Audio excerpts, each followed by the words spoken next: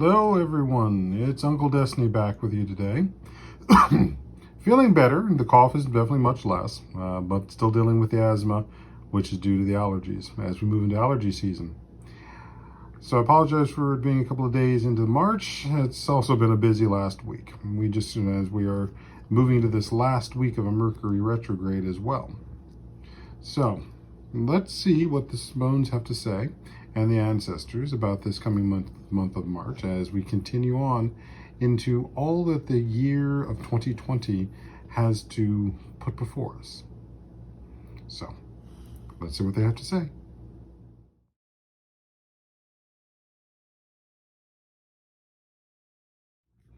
All right, we've thrown the bones now, and we've got ourselves a much wider spread going on.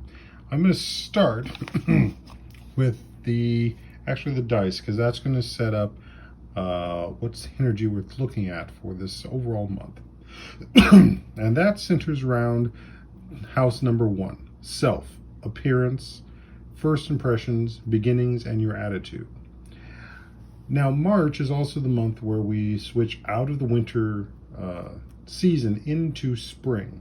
And there's a lot of this as we're talking about our new growth and the new first impressions. Shall we say, the new sprouts beginning to work their way up and showing the appearance of springs. But it's also fundamentally the beginning. And it's also the attitude we have towards what are we beginning. And so what we've got here with this spread is about that energy of beginning and the beginnings of change. So this one is work. These two are family, social, and the home. And as you can see, they're overlapping over each other, which means that we're looking at energy that our family and our social and the concept of our home is going to be much more poignant, and they're going to be linked in certain ways. But there's going to be points where it's like all about our family slash community, and then it's going to be about our family itself and our home. And we've got all of the pieces that are around it, which are part of the spinal column. So this is about thinking. This is not necessarily about being overreactive. So you're going to really need to be thinking. It's not about being emotional. And there are those who find whose first impression of somebody highly emotional means that there's not someone who's going to be able to stop and think. They're not going to depend on that person to be able to give them sound advice, to actually reason. If they want something emotional, they'll go to that person. But otherwise, they'll go to the person who's likely going to be calmer, more focused, and actually will give them the thoughts that they need. So in this next month of March, we're looking not to be emotional. We're looking to be pragmatic.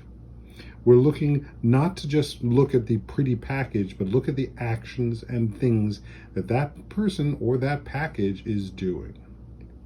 And it's going to be very important for that. Now, over here to the work bone, we have one of the rib bones, which again brings us the aspect of inspiration and support, followed by two of the other supported tailbones. Now these are more what we'd find in the tailbone, which allows for balance. So we're going to be looking to try and find more balance in your work, but also the inspiration and the focus. How is your work also inspiring you? How is your work giving you that air to keep moving, that breath to keep moving? But you also got to do it with balance. And we have to look at that from the standpoint of how is that affecting self? How is that also allowing you to have the appearance that you feel you are most centered around? All right. So when we get to the other ones, we have the quartz piece, which again is about memory, and it crystallizes it, which allows us to look at it from multiple angles and directions. But it is a solid captured memory and moment.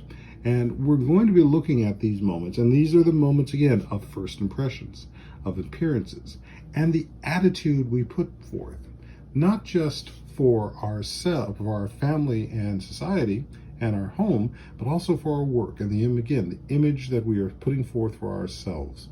What is the attitude we're seeing? Do we look at ourselves as from a place of hate?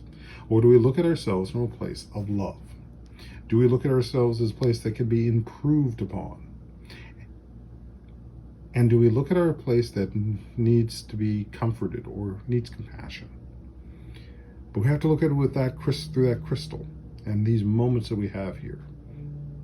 Equally, we have the shell, and this time we have it turned inside. So again, this is much more about the inner work, the inner assessments that we're doing.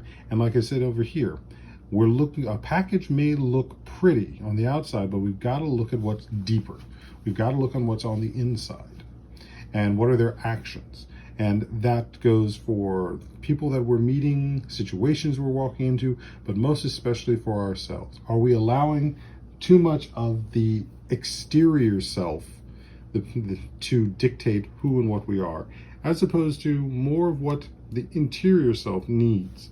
Because fundamentally, day in, day out, you're always going to be dealing with your interior self, that inner self, that inner child, that inner teenager, that inner young adult, and they are the ones who we need to be in a better relationship with. Because it's their voice that is going to be heard, even if it's a whisper we've heard from the day we walked into this world, it'll be still whispering from the day we walk out. So a lot more of the inner work. Now, here we also have the copper piece, which is our connection to spirit. And again, we've got one of the tailbones. And this again tells me this is about balance. And spirit wants us to work on balance. And balance, again, is something that deals with the impulses of what's going on outside of us as well as inside of us. So we need to seek a balance from that standpoint. Now, our other bones, which we have a number of these tailbones, and they're very prominent throughout this, it shows that there's a lot of places where we need balance becoming in. And especially over here, as you can see, we've got, there it is, the broken rib bone, which is the one that's pointing again to the shell and about the armor. So we've got to also keep in mind that we may be our worst enemies, and that is that energy that we have to keep, again, in perspective, in balance, so that we're not fundamentally destroying ourselves, because we can easily destroy ourselves by letting our fears get the best of us, by not looking at what is being done, what are the actions, what are the outcome of the thoughts that are being presented, as opposed to just going with the emotion. Too much emotion can hurt us. Not enough emotion can keep us from living. And this is, I think, supported by the fact that we have the top of the spinal bone, which is the connection to the brain. So we need to be working much more from our brains in this month of March. So I'm going to add a new little twist, and let's see how this goes, and we'll see. One of the other I pulled, made my own, what I'm going to call the Adinkra Oracle deck. In this case, the card that pulled up for the energy of the overall month of March is the Tense Talking Drum. Now, this one is talking about the principles of praise, goodwill, rhythm, and we're looking in this month, which again feeds back to what the first house, which was appearance, first impressions. We're looking to be putting our foot out in the world and having people see us from a place of goodwill and praise. But we also need to move with rhythm, and rhythm is something that is also typically balanced. So we need to be able to work from that place. But the talking drum was essentially a way of communication. And again, this brings us back to how we're communicating.